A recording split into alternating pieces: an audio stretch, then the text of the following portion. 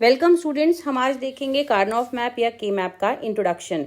Karnaugh map या के map किसी भी वूलियन फंक्शन का पिक्टोरियल रिप्रेजेंटेशन होता है। तो इस पिक्टोरियल रिप्रेजेंटेशन को बनाया कैसे जाता है, तो मान लीजिए कि आपका वूलियन फंक्शन दो वेरिएबल्स का है, एक्स और वाई इसके वेरिएबल्स हैं। तो हमारा जो फंक्शन है जिसके लिए हमें के मैप बनाना है ये टू वेरिएबल्स का है। दो वेरिएबल वाले फंक्शन का पिक्टोरियल रिप्रेजेंटेशन करने के लिए हम एक ऐसा टेबल बनाएंगे। इसमें कॉलम भी है और रोज भी हैं। तो अब हम क्या करेंगे, किसी भी एक वेरिएबल को हम रो के लिए लिख देंगे। तो सपोज हमने एक्स को लिया, जो दूसरा वेरिएबल है उसे हम कॉलम के लिए लिखेंगे। अब चूंकि रो के लिए एक वेरिएबल है और हमें पता है कि बाइनरी में हमारा एक वेरिएबल दो वैल्यूज रख सकता है, 0 और 1। तो इस केस में हमारे पास दो रोज होंगी, एक x इज इक्वल टू 0 के लिए और दूसरी x इज इक्वल टू 1 के लिए। सेम कंसेप्ट y पर भी लगेगा। तो यहाँ पर दो कॉलम्स होंगे, एक 0 के लिए और एक 1 के लिए। तो ये हमने पिक्टोरियल रिप्रेजेंटेशन बना लिया दो वेरिएबल वाले फंक्शन के लिए।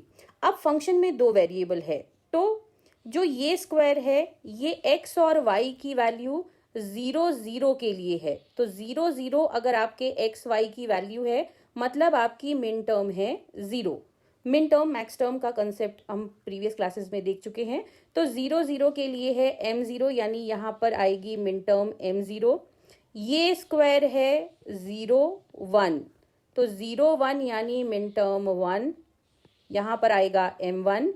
ये है 1 0 यानी मिन टर्म m2 और यहाँ पर एंट्री होगी मिन टर्म m3 की 1 1 के केस में। तो ये हमने पिक्टोरियल रिप्रेजेंटेशन बना लिया। इसमें हमने हर बॉक्स के लिए एक करेस्पॉन्डिंग मिन टर्म आइडेंटिफाई कर ली। किसके हिसाब से? ये जो रो और कॉलम की वैल्यूज हैं इनके हिसाब से हमने अपनी मिन टर्म्स को आइडेंटिफाई कर लिया। अब मान लीजिए कि आपको तीन वेरिएबल का के मैप बनाना है। आपका जो फंक्शन है, फंक्शन में तीन वेरिएबल्स हैं एक्स वाई जेड। केस में आप जो टेबल बनाएंगे उसमें आपके पास दो ऑप्शंस होंगे। एक, आप एक वेरिएबल को रो में लीजिए और दो वेरिएबल को कॉलम में लीजिए, या फिर आप दो वेरिएबल्स को रो में लीजिए और एक वेरिएबल को कॉलम में लीजिए। तो लिखते वक्त आपको एक बात का ध्यान रखना है, इनका ऑर्डर नहीं चेंज करना है। एक्स वाई जेड लिखा है तो एक्स वाई जेड या एक्स वाई जेड ही रहेगा। तो अब जब आपने रो में एक और कॉलम में दो वेरिएबल लिए, तो चूंकि एक वेरिएबल की दो पॉसिबल वैल्यूज हो सकती हैं 0 और 1, दो वेरिएबल्स की चार पॉसिबल वैल्यूज हो सकती हैं। तो हमने यहाँ पर चार कॉलम्स बना लिए।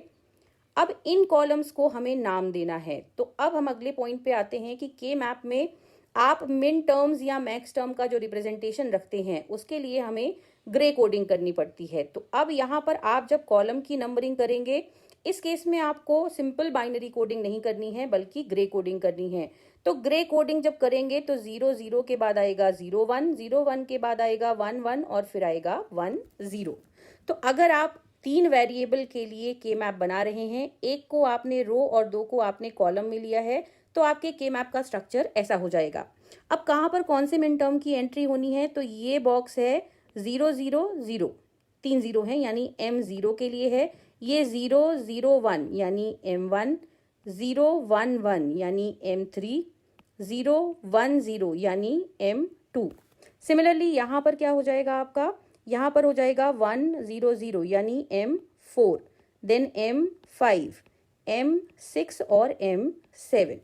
ये आपका के मैप है with corresponding min term locations. अब अगर दूसरा केस हम लेते हैं जिसमें आपने रो में दो वेरिएबल और कॉलम में एक वेरिएबल लिया है, तो कॉलम में एक वेरिएबल है यानी दो कॉलम बनेंगे, रो में दो वेरिएबल्स हैं यानी कि चार रोज बनेगी। तो हमने ये चार रोज बना दी। अब एक कॉलम का नाम 0, दूसरे का 1, रोज में 0 0 0 1 1 1 और 1 0। ये हमेशा ध्यान रखिएगा कि 0 1 के बाद 1 1 आएगा क्योंकि ये के मैप है। के मैप में ग्रे कोडिंग होती है। अब कहाँ पर कौन सी मिन टर्म होगी, तो ये है min term 0, then min term 1, then 2 3 4, 5, 6 और 7। तो इस तरह से हमने 3 वेरिएबल के के मैप बनाए। 3 वेरिएबल के के मैप को बनाने के लिए आपके पास 2 ऑप्शंस हैं। ऐसे ही हम हायर ऑर्डर के लिए भी जाते हैं, यानी कि 4, 5, 6 वेरिएबल वाला के मैप हम बनाते हैं। अब के मैप तो हमने बना लिया, लेकिन के मैप में एंट्रीज कैसे होती हैं? मान लीजिए कि आपको कोई फंक्शन दिया गया है, 2 वेरिएबल वाला फंक्शन है, और इस फंक्शन को हमने सम ऑफ मिन टर्म के फॉर्म में रिप्रेजेंट किया है। तो इसे हमने लिखा है सम ऑफ 1, 2, 3। तो अब इस फंक्शन को हम के मैप में कैसे रखेंगे? तो चूंकि 2 वेरिएबल्स हैं, तो 2 वेरिएबल वाला के मैप हमारा बनेगा। 2 वेरिएबल वाला के मैप हमारा बनेगा तो इसमें 2 रो 2 कॉलम होंगे, यहाँ पर x, यहाँ पर y, 0, 1, 0, 1। अब कौन कौन सी मिन टर्म हमारे फंक्शन में हैं? सम ऑफ मिन टर्म वाला रिप्रेजेंटेशन जब है, तो जो मिन टर्म्स हमारे फंक्शन में हैं, यानी 1, 2, 3, तो इनकी लोकेशन पर हमें फंक्शन की वैल्यू रखनी पड़ेगी 1। तो मिन टर्म 1 की लोकेशन है ये, यहाँ पे हम रखेंगे 1। मिन टर्म 2 की लोकेशन पे और 3 की लोकेशन पे हम रखेंगे 1 और 0 पे 0। तो ये हमने के मैप पर अपने फंक्शन के हिसाब से इनपुट दे दिया। अब इसके बाद क्या? इसके बाद के मैप में हमें फंक्शन को सिंप्लीफाई करना होता है। के मैप बेसिकली हमारे फंक्शन का मिनिमाइजेशन हमें देता है, स्टैंडर्ड फॉर्म हमें देता है। तो जो स्टैंडर्ड फॉर्म हमें देता है उसमें मिनिमम नंबर ऑफ लिटरल्स हमें मिलती है बाय यूजिंग के मैप। तो अब इसके बाद हमें क्या करना है?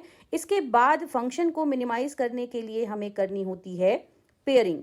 के मैप में वैल्यू हमने रख दी, अब हमें करनी है पेयरिंग। तो पेयरिंग किसकी करेंगे? हम अगर सम ऑफ मिन टर्म का कंसेप्ट लेकर के चल रहे हैं तो हमें पेयरिंग करनी होगी वंस की। मतलब हमारे के मैप में जितने वंस हैं उनकी पेयरिंग हमें करनी होगी। जीरोस की भी पेयरिंग होती है, जिसके बारे में हम अगले लेक्चर में डिस्कस करेंगे। तो यहाँ पर हम सम ऑफ मिन टर्म का कंसेप्ट लेके चल रहे हैं, तो हम वंस को पेयर करेंगे।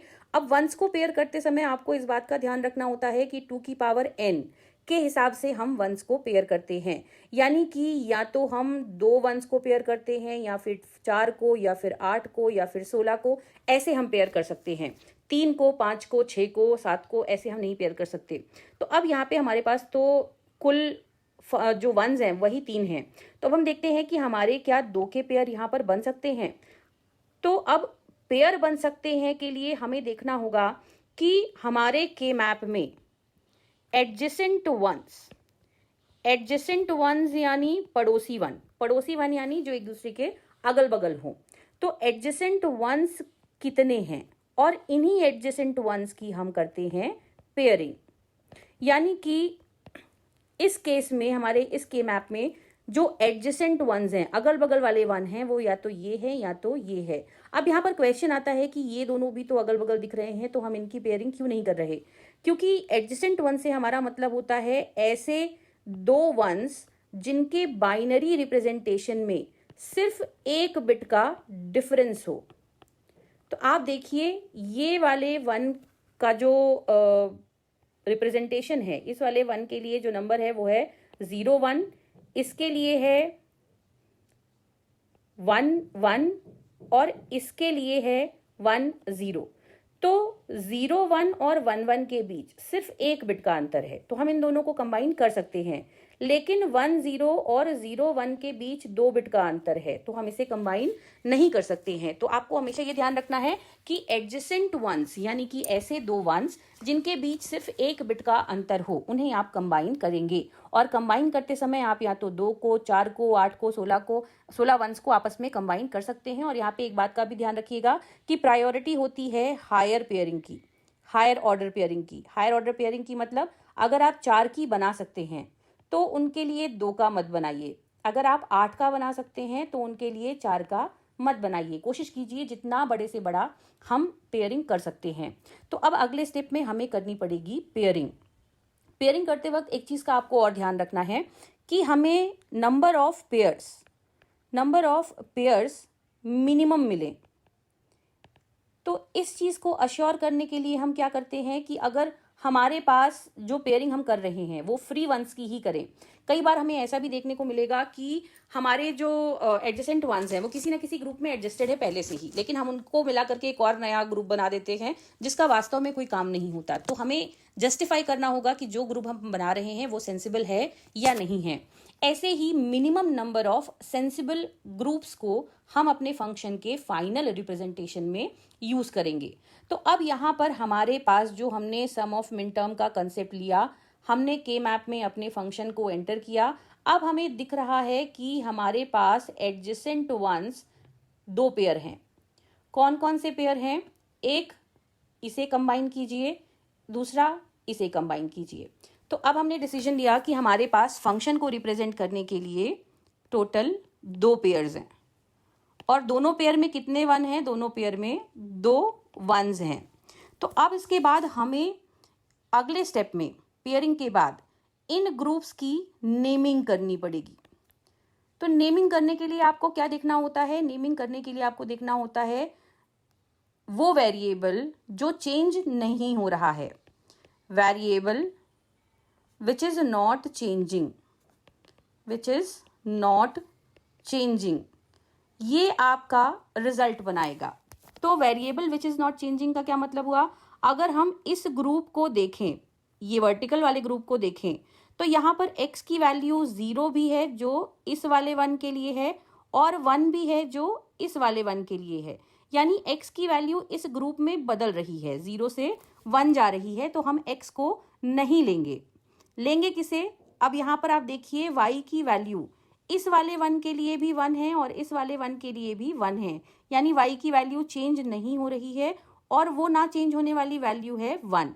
तो हम अपने फंक्शन को f(x,y) फंक्शन के पहले पेयर को लिखेंगे y, क्योंकि x बदल रहा है, y नहीं बदल रहा है। और किस वैल्यू से नहीं बदल रहा है? तो y इज इक्वल टू 1 से नहीं बदल रहा है। तो फंक्शन में आ जाएगा y प्लस दूसरा पेयर है हमारा ये वाला।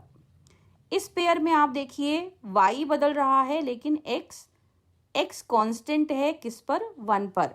तो यहाँ पर हो जाएगा y प्लस x। तो अब हमारा रिड्यूस्ड फंक्शन, यानी कि स्टैंडर्ड फॉर्म में जो हमें फंक्शन मिल रहा है वो है x प्लस वाई।